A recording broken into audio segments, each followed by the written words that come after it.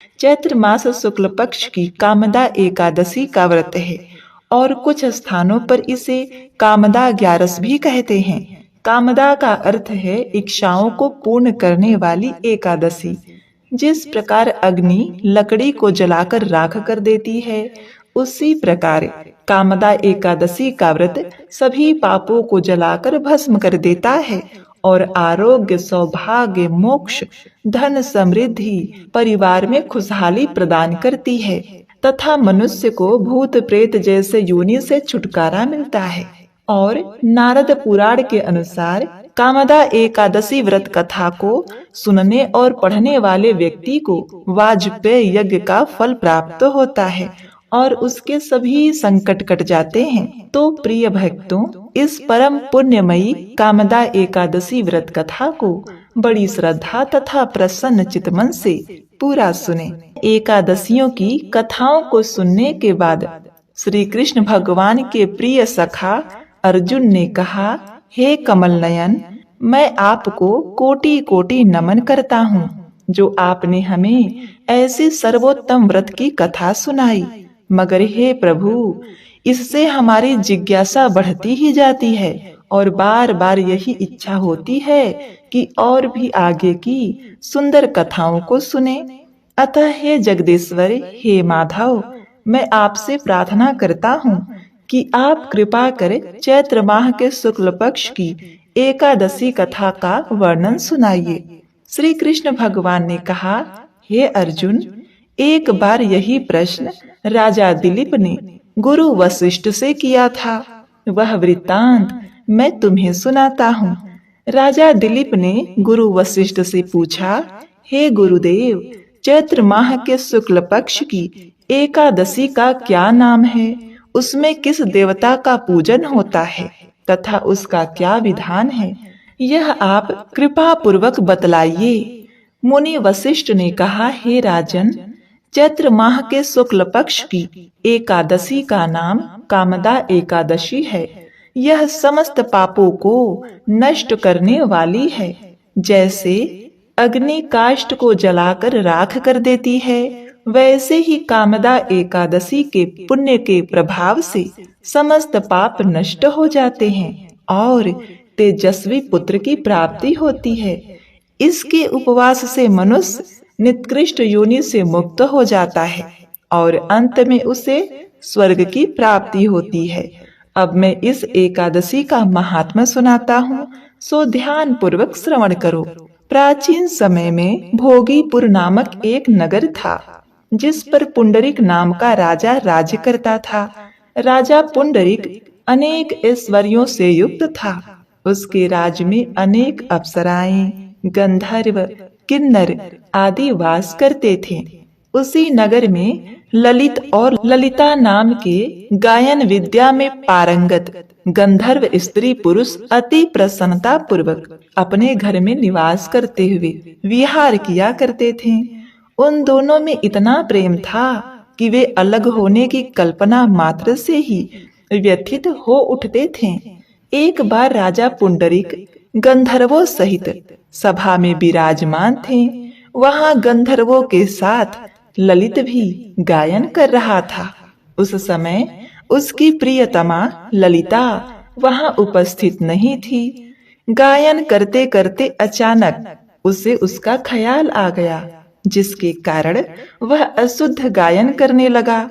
और वहीं पर नागों में श्रेष्ठ करकोटक नाम का नाग था। उसने ललित के इस अशुद्ध गायन को भांप लिया और उसने राजा पुंडरीक से उसकी शिकायत की। इस पर राजा को भयंकर क्रोध आया और उन्होंने क्रोधवश ललित को श्राप दे दिया। उसने कहा, अरे नीच, तू मेरे सम्मुख गायन करते हुए भी अपने स्त्री का स्मरण कर रहा है। तुझ पर धिक्कार है। इससे तू नरभक्षी दैत्य बनकर अपने कर्म का फल भोग। ललित गंधर्व उसी समय राजा पुंडरीक के श्राप से एक भयंकर दैत्य में बदल गया। उसका मुख विकराल हो गया। उसके नेत्र सूर्य चंद्र के समान दीप्यमान होने लगे। मुंह से आग की भयंकर ज्वालाएं निकलने लगी। उसकी नाक पर्वत की कंदरा के समान विशाल हो गई और गर्दन पहाड़ के समान दिखाई देने लगी। उसकी भुजाएं 2-2 योजन लंबी हो गई।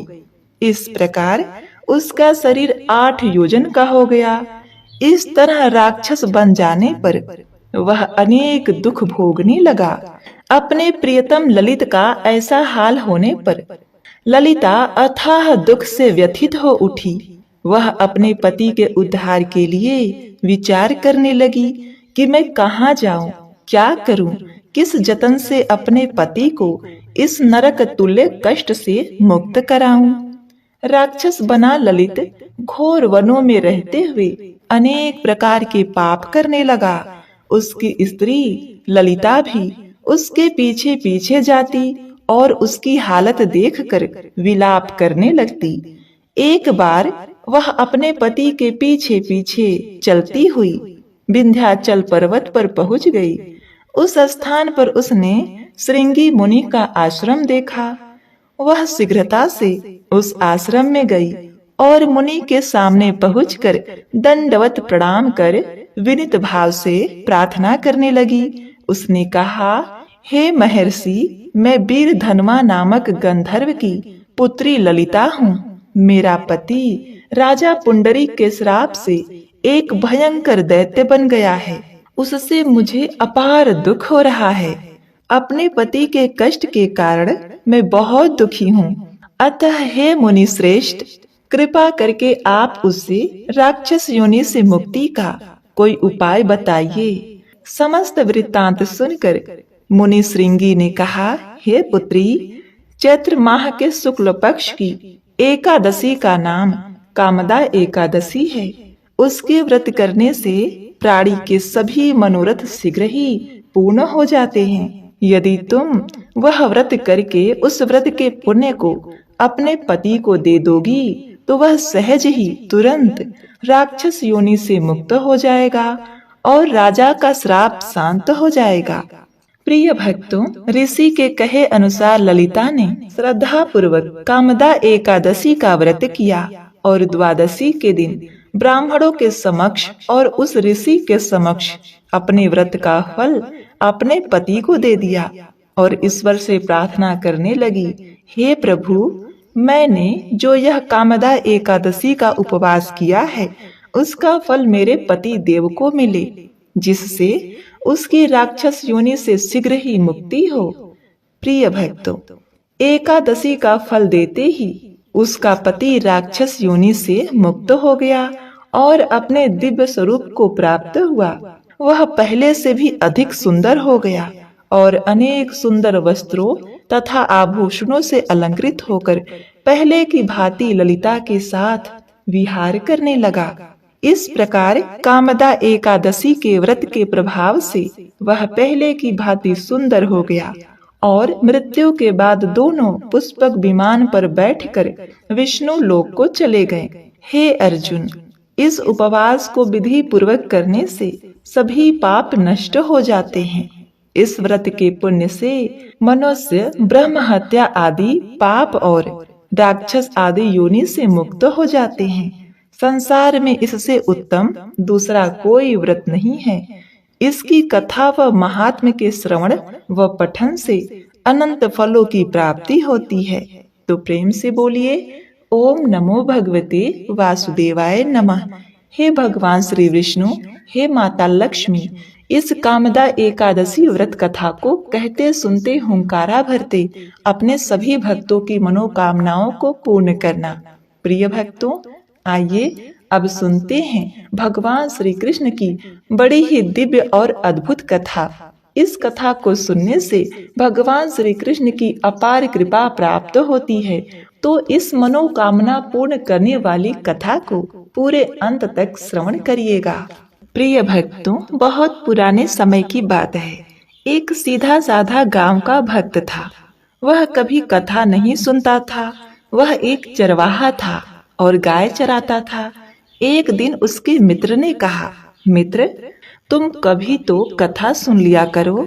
रात दिन पशुओं के पीछे घूमते रहते हो। पशु बुद्धि हो गई है तुम्हारी। कभी तो भगवान की कथा सुन लो। कभी तो भगवान का गान करो, कथा सुनो प्रिय भक्तों। इसके बाद एक दिन उसने कथा सुनने के लिए जाने का निर्णय लिया। अब जब वह सत्संग में गया तो सत्संग में चर्चा चल रही थी कि जिसने मनुष्य जन्म लेकर गुरु मंत्र नहीं लिया और नाम जप नहीं किया, उसका जीवन व्यर्थ है। ऐसा मनुष्य मुर्दे के समान है। यह बात सुनकर वह वहां से चला आया। अब यह बात बार बार उसके दिमाग में आ रही थी कि पंडित जी कह रहे थे कि जिसने गुरु मंत्र नहीं लिया और नाम जप नहीं किया, उसका जीवन मुर्दे के समान है। वह दूसरे दिन फिर कथा सुनने गया और पंडित जी से मिलकर उसने कहा, पंडित जी, आपने कल कथा में कहा था कि गुरु मंत्र लिए बिना जीवन मुर्दे के समान है। आप ही मुझे गुरु मंत्र दे दीजिए। उन्होंने उसे टालते हुए कहा कि कथा के आखिरी दिन तुम मुझसे मिलना तो मैं तुम्हें गुरु मंत्र दे दूंगा। कथा के आखिरी दिन पंडित जी कथा करने के बाद शौच के लिए लोटा लेकर जा रहे थे।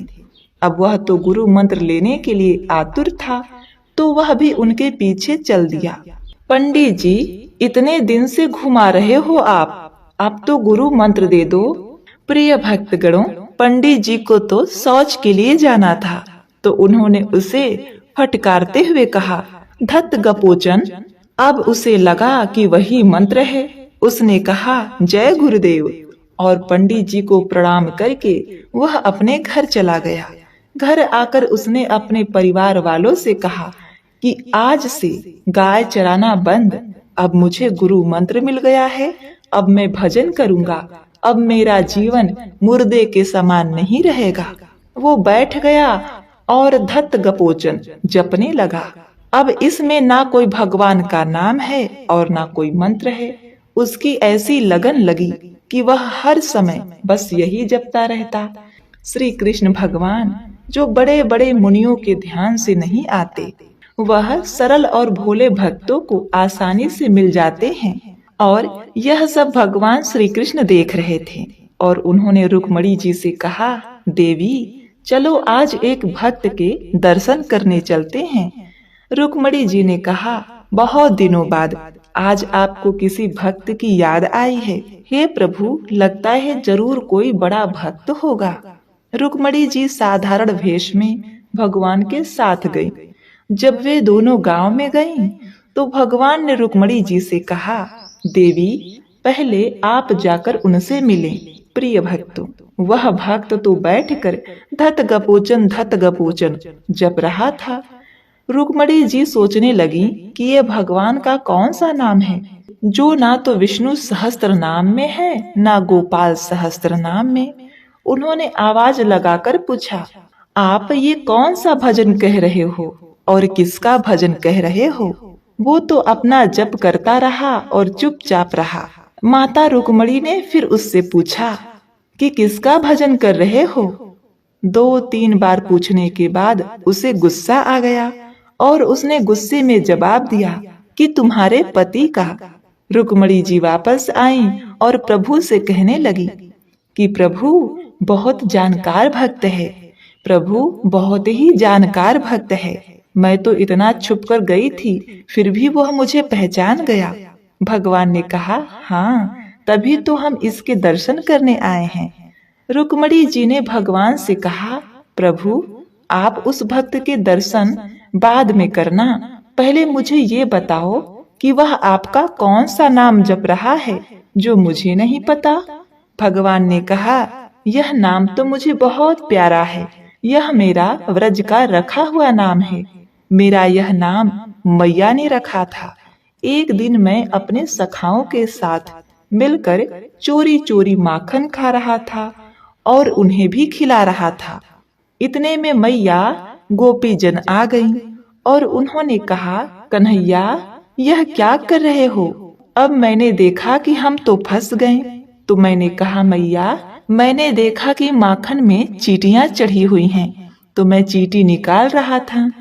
मैया ने पूछा, तुम्हारा पूरा हाथ माखन से पूरा सना हुआ है। इस पर मैंने कहा, चींटी अंदर चली गई थी न मैया, तो मुझे भी मटकी में हाथ डालना पड़ा। फिर मैया ने पूछा कि तुम्हारे मुख पर माखन कैसे लग गया? तो मैंने कहा कि एक मक्खी बार बार उड़कर मुझे परेशान कर रही थी, तो मैंने अपने हाथ से उसे मारने की कोशिश की, तो माखन वाला हाथ मेरे मुंह में लग गया। अब मैया समझ गई कि मैं अपनी चोरी छुपा रहा हूँ, और उन्होंने कहा, धत गपोचन। प्रिय भक्तों, प्रभु ने रुक्मणी जी से कहा, हे देवी, यह मेरा उस समय का रखा हुआ नाम है। एक अनपढ़ आदमी ने गुरु वचनों पर विश्वास रखकर जब एक साधारण शब्द बोला तो उसे भगवान का साक्षात्कार हो गया। भगवान तो स्वर्गलोक महेश्वर और सर्वज्ञ हैं। वे हर अक्षर में विराजमान हैं। जब उस व्यक्ति ने विश्वास करके धत गपोचन जपा तो उसे रुक्मणी जी और द्वारिकाधीश भगवान के दर्शन हो गए। तो आप सभी भक्त विश्वास करके राधा राधा जपेंगे तो क्या आपको प्रभु प्राप्त नहीं होंगे? इसीलिए गुरु द्वारा दिए गए उपनाम में संदेह ना करें और राधे कृष्णा जपते रहें। तो बोलिए राधे राधे, जय श्री कृष्णा। प्रिय भक्तों, आइए अब सुनते हैं श्री कृष्ण और उनके निर्धन भक्त की दिव्य कथा। एक गांव में एक निर्धन जुलाहा दंपति रहता था। जुलाहे का नाम था सुंदर और उसकी पत्नी का नाम था लीला। दोनों पति पत्नी अत्यंत परिश्रमी थे। सारा दिन परिश्रम करते, सुंदर सुंदर कपड़े बनाते, किंतु उनको उनके बनाए वस्त्रों की अधिक कीमत नहीं मिल पाती थी। दोनों ही अत्यंत संतोषी स्वभाव के थे। जो मिलता उसी से संतुष्ट होकर एक टूटी फूटी झोपड़ी में रहकर अपना जीवन निर्वाह किया करते थे। वह दोनों भगवान श्री कृष्ण के परम भक्त थे। दिन भर के परिश्रम के बाद जो भी समय मिलता उसे दोनों भगवान भजन कीर्तन में व्यतीत करते। सुंदर के पास एक तानपूरा और एक खड़ताल थी। जब दोनों मिलकर भजन गाते तो सुंदर तानपूरा बजाता, लीला खड़ताल बजाती। फिर तो दोनों भगवान के भजन में ऐसा खो जाते कि उनको अपने भूख प्यास की चिंता भी नहीं रहती थी। यूं तो दोनों संतोषी स्वभाव के थे। अपनी दीनहीन अवस्था के लिए उन्होंने कभी भी भगवान को भी कोई उलाहना नहीं दिया और अपने इसी जीवन में प्रसन्न थे। किंतु एक दुख उनको सदा कचोटता रहता था। उनकी कोई संतान नहीं थी, किंतु रहते थे फिर भी भगवान में मग्न। इसको भी उन्होंने भगवान की ही लीला समझकर स्वीकार कर लिया और निष्काम रूप से श्री कृष्ण की प्रेम भक्ति में डूबे रहते थे।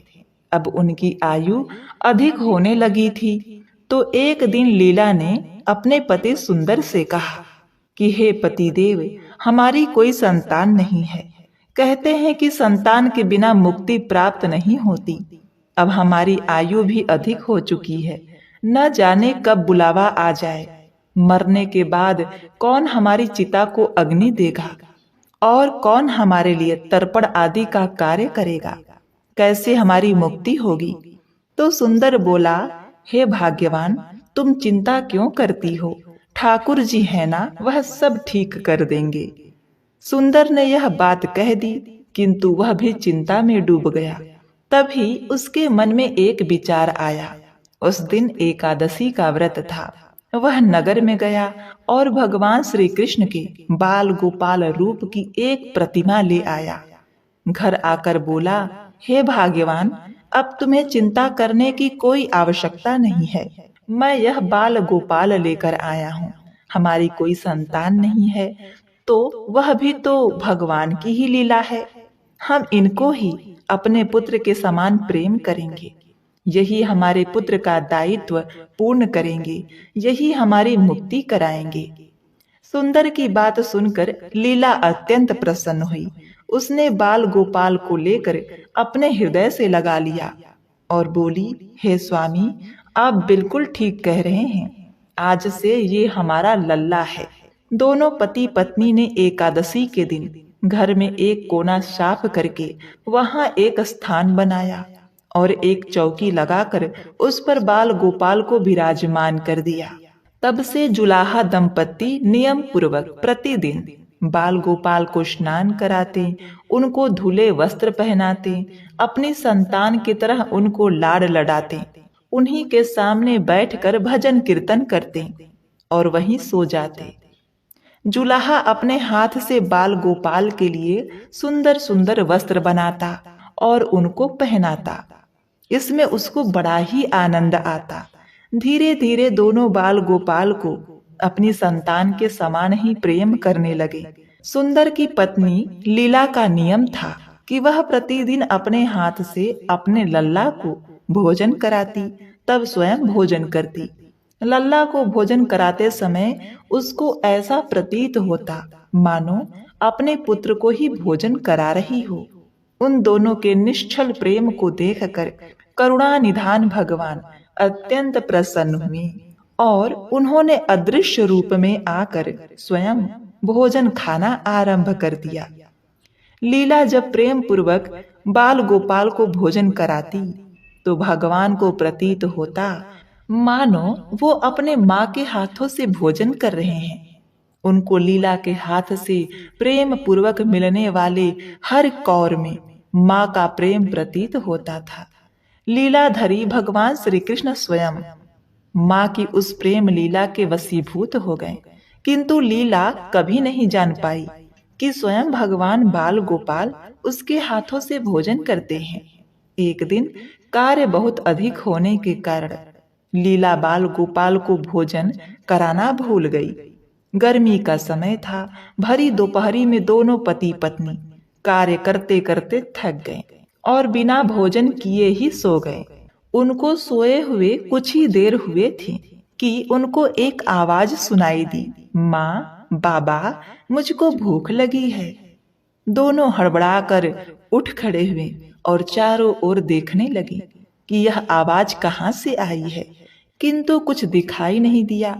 तभी लीला को स्मरण हुआ कि उसने आज अपने लल्ला को भोजन नहीं कराया। वो दौड़कर लल्ला के पास पहुंची तो देखा कि बाल गोपाल का मुख कुम्हलाया हुआ है। इतना देखते ही दोनों पति पत्नी वहीं उनके चरणों में गिर पड़े। दोनों के आंखों से आंसुओं की धार बहने लगी। लीला तुरंत भोजन लेकर आई और न जाने कैसा प्रेम उमड़ा कि लल्ला को उठाकर अपनी गोद में बिठा लिया और भोजन कराने लगी। दोनों पति पत्नी रोते जाते और लल्ला को भोजन कराते जाते, साथ ही बार बार उनसे अपने अपराध के लिए क्षमा मांगते जाते। ऐसा प्रगाढ़ प्रेम देखकर भगवान अत्यंत द्रवित हुए और अंतर्यामी भगवान श्री हरि विष्णु साक्षात रूप में प्रकट हो गए।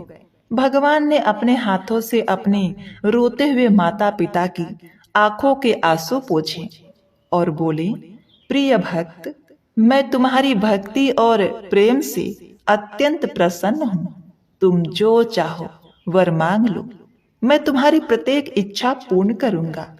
इतना सुनते ही दोनों भगवान के चरणों में गिर पड़े और बोले, दया निधान, आप हमसे प्रसन्न हैं और स्वयं हमारे सम्मुख उपस्थित हुए हैं। हमारा जीवन धन्य हो गया। इससे अधिक और क्या चाहिए? इससे अधिक किसी भी वस्तु का भला क्या महत्व हो सकता है? आपकी कृपा हम पर बनी रहे, बस इतनी कृपा करें। श्री हरि बोले, भक्त, यदि तुम ऐसा ही चाहते हो तो मैं तुम्हारे जीवन में संतान के अभाव को समाप्त करके तुम्हें एक सुंदर संतान प्रदान करूंगा। यह सुनते ही सुंदर और लीला एकदम व्याकुल होकर बोले, नहीं नहीं भगवान, हमको संतान नहीं चाहिए। उनका उत्तर सुनकर भगवान ने पूछा, किंतु क्यों? अपने जीवन में संतान की कमी को पूर्ण करने के लिए ही तो तुम मुझको अपने घर ले आए थे। यह सुनकर वो दोनों बोले, प्रभु, हमको भय है कि यदि हमको संतान प्राप्त हो गई तो हमारा मोह उस संतान के प्रति बढ़ जाएगा और तब हम आपकी सेवा नहीं कर पाएंगे। उनका प्रेम और भक्ति से भरा उत्तर सुनकर करुणा निधान भगवान करुणा से भर उठे स्वयं भगवान की आंखों से आंसू टपकने लगे और वे बोले, हे मैया, बाबा, मैं यहाँ आया था आपके ऋण को उतारने के लिए, किंतु आपने तो मुझको सदा सदा के लिए अपना ऋणी बना दिया है। आपके प्रेम का यह ऋण कभी नहीं उतार पाऊंगा। मैं सदा सदा तुम दोनों का ऋणी रहूंगा। मैं तुम्हारे प्रेम से अत्यंत प्रसन्न हूँ। तुमने अपने निर्मल प्रेम से मुझको भी अपने बंधन में बांध लिया है। मैं तुमको वचन देता हूँ कि आज से मैं तुम्हारे पुत्र के रूप में तुम्हारे समस्त कार्य पूर्ण करूंगा। तुमको कभी संतान का अभाव नहीं होने दूंगा। मेरा वचन कभी असत्य नहीं होता। ऐसा कहकर भक्तवत्सल भगवान बाल गोपाल की प्रतिमा में विलीन हो गए। उसी दिन से सुंदर और लीला का जीवन बिल्कुल ही बदल गया। उन्होंने सारा काम धंधा छोड़ दिया। सारा दिन बाल गोपाल की भजन कीर्तन और उनकी सेवा में व्यतीत करने लगे। उनको ना भूख सताती थी, उनको ना प्यास लगती थी। सभी प्रकार की इच्छाओं की उन्होंने पूर्ण रूप से त्याग कर दिया। सुंदर कभी कोई कार्य करता तो केवल अपने बाल गोपाल के लिए सुंदर सुंदर वस्त्र बनाने का। उनके सामने जब भी कोई परेशानी आती, बाल गोपाल तुरंत ही एक बालक के रूप में उपस्थित हो जाते और उनके समस्त कार्य पूर्ण करते थे। वह दंपत्ति और बालक गांव भर में चर्चा का विषय बन गए, किंतु गांव में कोई भी यह नहीं जान पाया कि वह बालक कौन है, कहां से आता है और कहां चला जाता है। धीरे धीरे समय बीतने लगा। जुलाहा दंपति बूढ़े हो गए, किंतु भगवान की कृपा उन पर बनी रही। अब दोनों की आयु पूर्ण होने का समय आ चला था। भगवत प्रेरणा से उनको यह ज्ञात हो गया कि अब उनका समय पूरा होने वाला है। एक दिन दोनों ने भगवान को पुकारा। ठाकुर जी तुरंत प्रकट हो गए और उनसे उनकी इच्छा जाननी चाहिए। दोनों भक्त दंपत्ति भगवान के चरणों में प्रणाम करके बोले, हे नाथ, हमने अपने पूरे जीवन में आपसे कभी कुछ नहीं मांगा। अब जीवन का अंतिम समय आ गया है, इसीलिए हे परमात्मा, आपसे कुछ मांगना चाहते हैं। भगवान बोले, निसंकोच अपनी जो भी इच्छा है कहो। मैं वचन देता हूँ कि तुम्हारी प्रत्येक इच्छा को पूर्ण करूंगा। तब बाल गोपाल के अगाध प्रेम में डूबे जुलाहे दंपत्ति ने कहा, हे नाथ, हमने अपने पुत्र के रूप में आपको देखा और आपकी सेवा की। आपने भी पुत्र के समान हमारी सेवा करी। अब वह समय आ गया है जिसके लिए कोई भी माता पिता पुत्र की कामना करते हैं। हे दीन बंधु, हमारी इच्छा है कि हम दोनों पति पत्नी के प्राण साथ साथ निकलें।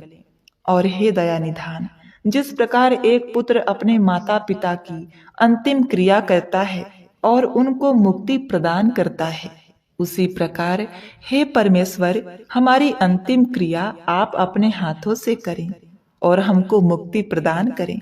श्री हरि ने दोनों की इच्छा पूर्ण करने का वचन दिया और बाल गोपाल के विग्रह में विलीन हो गए। अंत में वो दिन भी आ गया जब प्रत्येक जीव को यह शरीर छोड़ना पड़ता है। दोनों वृद्ध दंपत्ति बीमार पड़ गए। उन दोनों की भक्ति की चर्चा गांव भर में थी, इसलिए गांव के लोग उनका हाल जानने उनकी झोपड़ी पर पहुंचे। किंतु उन दोनों का ध्यान तो श्री हरि में रम चुका था। उनको नहीं पता था कि कोई आया भी है। नियत समय पर एक चमत्कार हुआ। जुलाहे की झोपड़ी एक तीव्र और अलौकिक प्रकाश से भर उठी। वहां उपस्थित सभी लोगों की आंखें बंद हो गई। किसी को कुछ दिखाई नहीं पड़ रहा था। कुछ लोग तो झोपड़ी से बाहर आ गए, कुछ वहीं धरती पर बैठ गए। श्री हरि अपने दिव्य चतुर्भुज रूप में प्रकट हुए। उनकी अप्रतिम शोभा समस्त सृष्टि को अलौकिक करने वाली थी। वातावरण में एक दिव्य सुगंध भर गई। अपनी मंद मंद मुस्कान से अपने उन माता पिता की ओर देखते रहे। उनका यह दिव्य रूप देखकर दोनों वृद्ध अत्यंत ही आनंदित हुए। अपने दिव्य दर्शनों से दोनों को तृप्त करने के बाद करुणानिधान लीलाधरी समस्त सृष्टि के पालनहार श्री हरि विष्णु वहीं उन दोनों के निकट धरती पर ही उनके सिरहाने बैठ गए। भगवान ने उन दोनों भक्तों का सिर अपने गोद में रखा, उनके शीश पर प्रेम पूर्वक अपना हाथ रखा। तत्पश्चात अपने हाथों से उनके नेत्र बंद कर दिए। तत्काल ही दोनों के प्राण निकलकर श्री हरि में विलीन हो गए। पंचभूतों से बना शरीर पंचभूतों में विलीन हो गया। कुछ समय बाद जब वह दिव्य प्रकाश का लोप हुआ तो सभी उपस्थित ग्रामीणों ने देखा कि वहां ना तो सुंदर था, ना ही लीला थी और ना ही बाल गोपाल थे। शेष थे तो मात्र कुछ पुष्प जो धरती पर पड़े थे और एक दिव्य सुगंध जो वातावरण में चारों ओर फैली थी। विस्मित ग्रामीणों ने श्रद्धा से उस धरती को नमन किया, उन पुष्पों को उठाकर शीश से लगाया तथा सुंदर लीला की भक्ति और गोविंद के नाम का गुणगान करते हुए चल दिए। उन पुष्पों को श्री गंगा जी में विसर्जित करने के लिए। ओम नमो भगवते वासुदेवाय नमः। प्रिय भक्तगणों, अब आप श्रवण करेंगे एकादशी के दिन सुनी जाने वाली एकादशी माता की कथा। यह कथा सुने बिना व्रत कथा अधूरी मानी जाती है, तो इसे पूरा अवश्य सुनिएगा। एक बार एक बूढ़ी माँ ने एकादशी का व्रत रखा। बड़ा ही भाव भक्ति से पूजा अर्चना की। उन्हें वृद्धावस्था में क्या बाधा थी, वो तो अपने पुत्र पौत्रों की सुख सुविधा के लिए व्रत किया करती थी। वे दिन भर तो जरा कठोर मन करके अपनी प्यास को रोके रहीं और दिन में ब्राह्मणों को मिट्टी के पात्र में भरकर पानी और ऋतु फल दान दिए। दोना भर भर के चीनी और दही वितरण किया। उन्हें गर्मी के कारण बहुत बेचैनी हो रही थी। इस कारण वे बहुत देर तक पानी में पड़ी रहीं, मुंह धोती रहीं। तब कहीं थोड़ा बहुत धैर्य बंध पाया।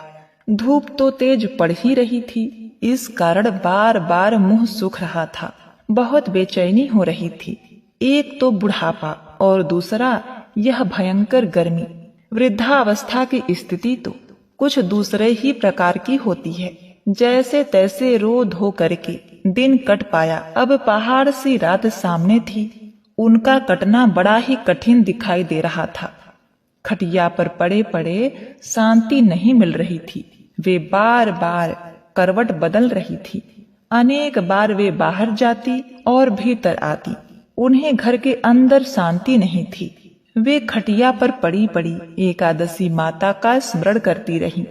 वे कहती रहीं कि हे माता जी, आप मेरी लाज रखिएगा, आप ही मुझे शांति दे दीजिएगा, जिससे मैं यह व्रत कर सकूं और यह पहाड़ सी रात शांति पूर्वक व्यतीत हो सके। प्यास के कारण बूढ़ी माँ की बेचैनी तो बढ़ ही रही थी। उन्होंने धैर्य रखने का बहुत प्रयास किया, किंतु सहनशीलता की सीमा टूट गई और वे घबराकर एकदम चिल्ला उठी। बोली कि बचाओ बचाओ। अम्मा का चिल्लाना सुनकर परिवार भर के नर नारी, बच्चे और पड़ोसी एकत्रित होकर बूढ़ी अम्मा के खटिया के समीप पहुंच गए। सबने पूछा कि अम्मा, आपको क्या हुआ? आप क्यों चिल्ला रही हैं? आप इस वृद्धा अवस्था में यह कठिन व्रत क्यों कर रही हैं? अम्मा जी, शक्ति से ही भक्ति होती है। थोड़े ही देर में वे फिर से बोली कि अरे, मेरे प्राण निकले ही जा रहे हैं, मेरी छाती पर ठंडे पानी का घड़ा रख। अब नातियों ने दादी की छाती पर ठंडे पानी का पात्र रख दिया। तब उन्हें कहीं थोड़ा बहुत आराम मिला और थोड़ी देर के लिए उन्होंने अपनी आंखें बंद कर ली। अब एकादशी माता ने सोचा कि यह बूढ़ी अम्मा है तो बहुत कठोर, जरा जाकर उसकी परीक्षा लेनी चाहिए। वे आधी रात को मुर्गा बनकर टेर लगाने लगी।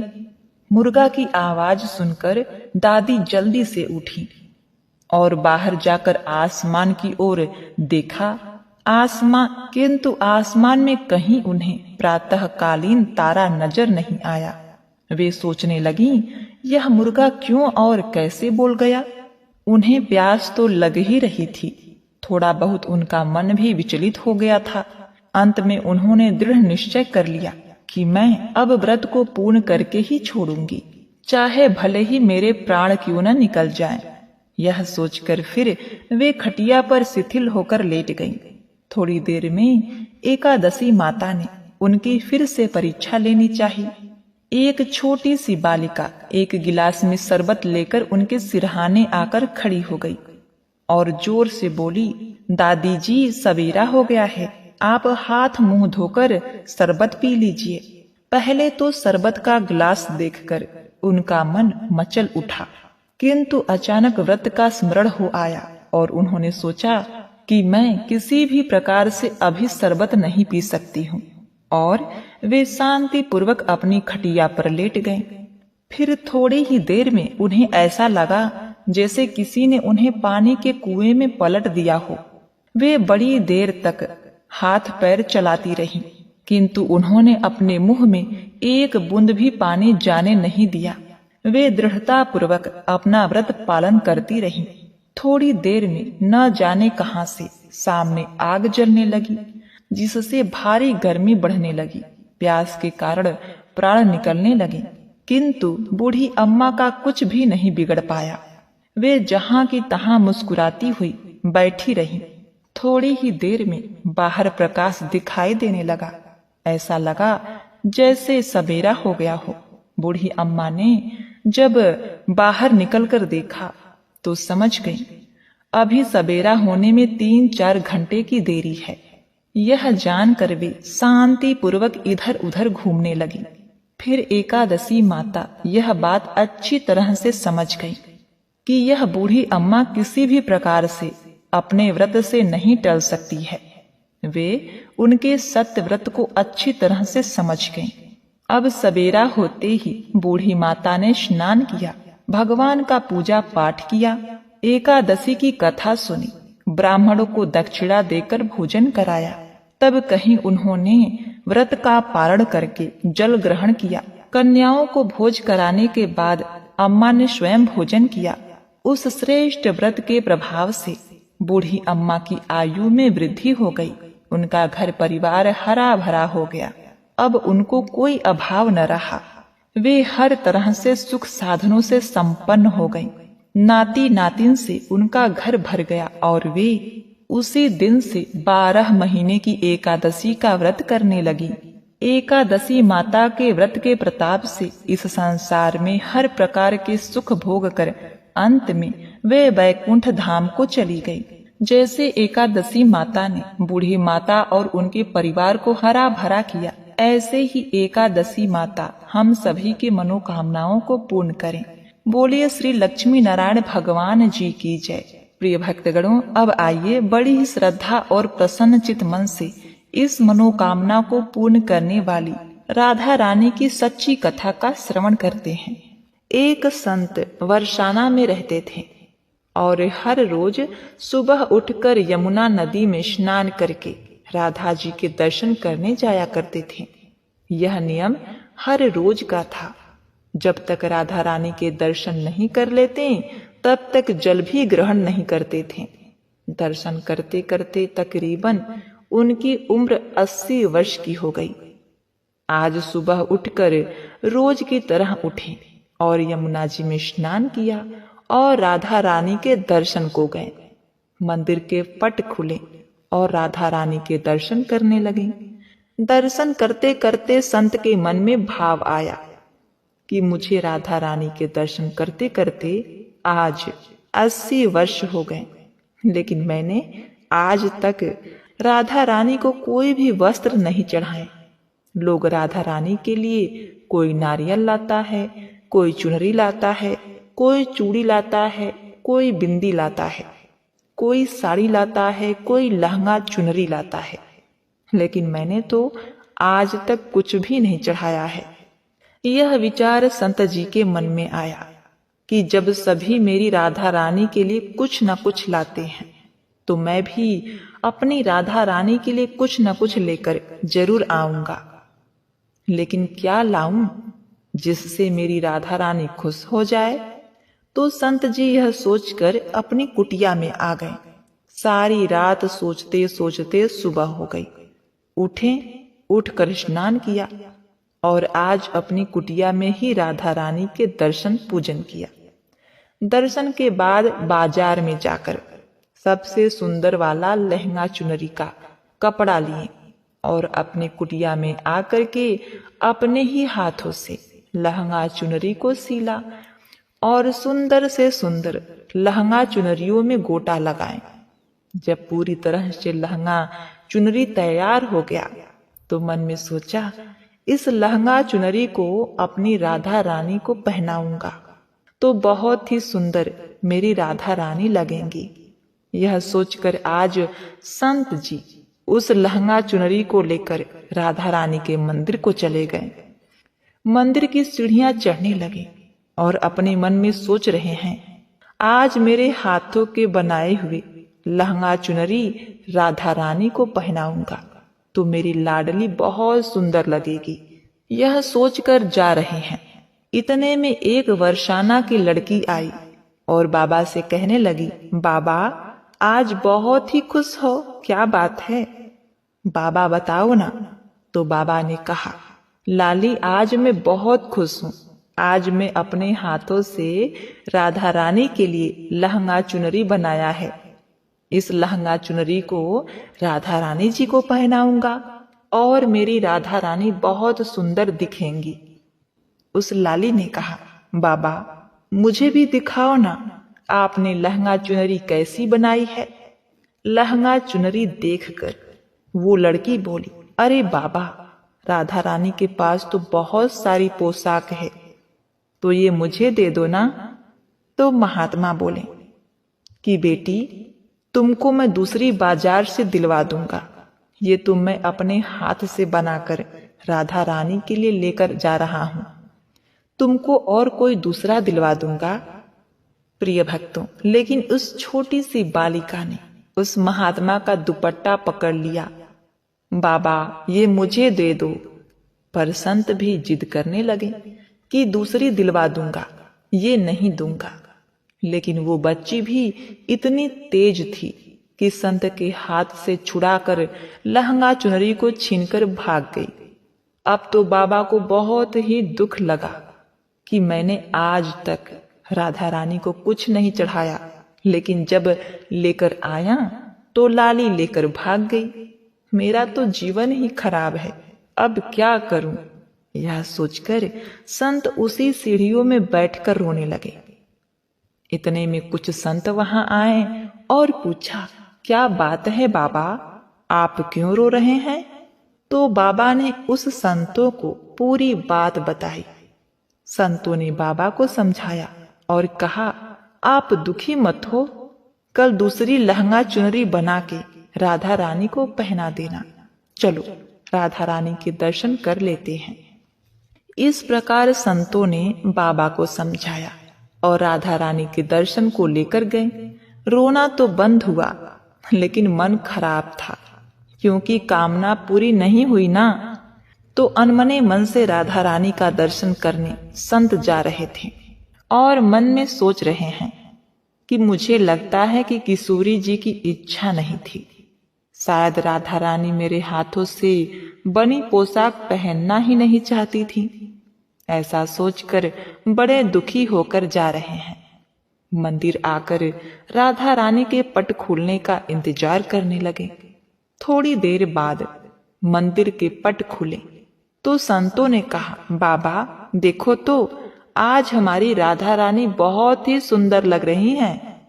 संतों की बात सुनकर जैसे ही बाबा ने अपना सिर उठाकर देखा तो जो लहंगा चुनरिया बाबा ने अपने हाथ से बनाकर लाए थे वही आज राधा रानी ने पहना था। बाबा बहुत ही खुश हो गए और राधा रानी से कहा, हे राधा रानी, आपको इतना भी सब्र नहीं रहा? आप मेरे हाथों से मंदिर की सीढ़ियों से लेकर भाग गए, ऐसा क्यों? सर्वेश्वरी श्री राधा रानी ने कहा, बाबा आपके भाव को देखकर मुझसे रहा नहीं गया, और ये केवल पोशाक नहीं है, इसमें आपका प्रेम है, तो मैं खुद ही आकर आपसे लहंगा चुनरिया छीनकर भाग गई थी। इतना सुनकर बाबा भाव विभोर हो गए और बाबा ने उसी समय किशोरी जी का धन्यवाद किया। बोलिए श्री राधा रानी सरकार की जय। जय श्री कृष्ण। हरे कृष्ण कृष्ण कृष्ण हरे हरे, हरे राम राम राम हरे हरे। ओम नमः शिवाय। प्रिय भक्तगणों, इस कथा को पूर्ण करते हुए भगवान विष्णु को समर्पित इस कथा का श्रवण करें। एक बार देवर्षि नारद जी बैकुंठ धाम गए। वहां उन्होंने भगवान विष्णु को नमन किया। नारद जी ने श्री हरि से कहा, प्रभु, पृथ्वी पर अब आपका प्रभाव कम हो रहा है। धर्म पर चलने वालों को कोई अच्छा फल नहीं मिल रहा। जो पाप कर रहे हैं उनका भला हो रहा है। तब भगवान श्री हरि ने कहा, ऐसा नहीं है देवर्षि, जो भी हो रहा है सब नियति के जरिए हो रहा है। नारद जी बोले, मैं तो देखकर आ रहा हूं, पापियों को अच्छा फल मिल रहा है और भला करने वाले धर्म के रास्ते पर चलने वालों को बुरा फल मिल रहा है। भगवान ने कहा, कोई एक ऐसी घटना बताओ। नारद ने कहा, अभी मैं एक जंगल से आ रहा हूं। वहां एक गाय दलदल में फंसी हुई थी। कोई उसे बचाने वाला नहीं था। तभी एक चोर उधर से गुजरा। गाय को फंसा हुआ देखकर भी वह नहीं रुका। वह उस पर पैर रखकर दलदल लांघकर निकल गया। आगे जाकर चोर को सोने की मोहरे से भरी एक थैली मिली। हे प्रभु, थोड़ी देर बाद वहां से एक वृद्ध साधु गुजरा। उसने उस गाय को बचाने की कोशिश की। पूरे शरीर का जोर लगाकर उस गाय को बचा लिया। लेकिन मैंने देखा कि गाय को दलदल से निकालने के बाद वह साधु आगे गया तो एक गड्ढे में गिर गया। प्रभु बताइए, यह कौन सा न्याय है? नारद जी की बात सुनने के बाद प्रभु बोले, यह सही ही हुआ। जो चोर गाय पर पैर रखकर भाग गया था, उसकी किस्मत में तो एक खजाना था, लेकिन उसके एक पाप के कारण उसे केवल कुछ मोहरे ही मिली। वहीं उस साधु को गड्ढे में इसलिए गिरना पड़ा क्योंकि उसके भाग्य में मृत्यु लिखी थी। लेकिन गाय के बचाने के कारण उसके पुण्य बढ़ गए और उसकी मृत्यु एक छोटी सी चोट में बदल गई। इंसान के कर्म से उनका भाग्य तय होता है। तो हे नारद, मनुष्य को कर्म करते रहना चाहिए, क्योंकि कर्म से भाग्य बदला जा सकता है। तो एक बार प्रेम से बोलिए, ओम नमो भगवते वासुदेवाय नमः। हरे कृष्णा।